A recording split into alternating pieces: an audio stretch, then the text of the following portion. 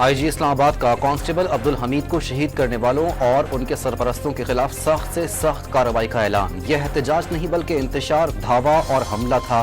سب دیکھ رہے تھے کہ وہاں ذرائع کو کون لیڈ کر رہا تھا۔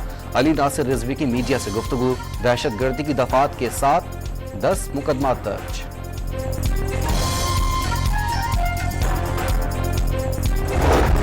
علی امین گنڈا پور کے خیبر پختونخوا ہاؤس سے فرار کی تصاویر سامنے آ گئیں۔ وزیر اعلیٰ سیاہ لباس میں خیبر پختونخوا ہاؤس گئے اور کپڑے تبدیل کر کے وہاں سے نکل گئے۔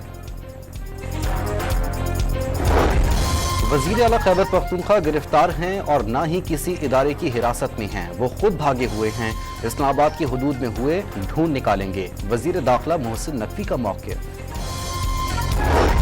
خیبر پختونخوا ہاؤس میں توڑ پھوڑ کی گئی اور وزیر اعلیٰ کو زبردستی حراست میں لیا گیا۔ بیرسٹر سیف نے وزیر داخلہ کو وزیر اعلیٰ کی جبری گمشدگی کا ذمہ دار قرار دے دیا۔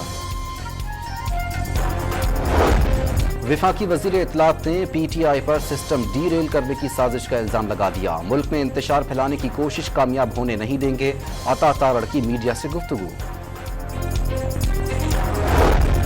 وزیر اعلیٰ خیبر پختونخوا کی مبینہ گرفتاری کے خلاف درخواست چھٹی ہونے کے باعث عدالت میں جمع نہ کرائی جا سکی۔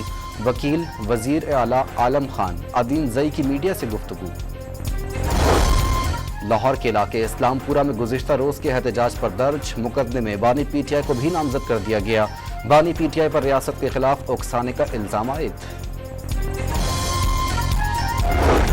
اسلام آباد کی مقامی عدالت نے احتجاج پر گرفتار بانی PTI کی بہنوں علیمہ اور عظمیٰ کا ایک روزہ جسمانی ریمانڈ منظور کر لیا۔ ملزمان کو کل ATC میں پیش کیا جائے گا۔ وفاقی حکومت نے پشتون تحفظ موومنٹ پر پابندی عائد کر دی۔ وزارت داخلہ کا نوٹیفیکیشن جاری۔ PTM ملک میں امن و سلامتی کی صورتحال سبوتاج کرنے میں ملوث قرار۔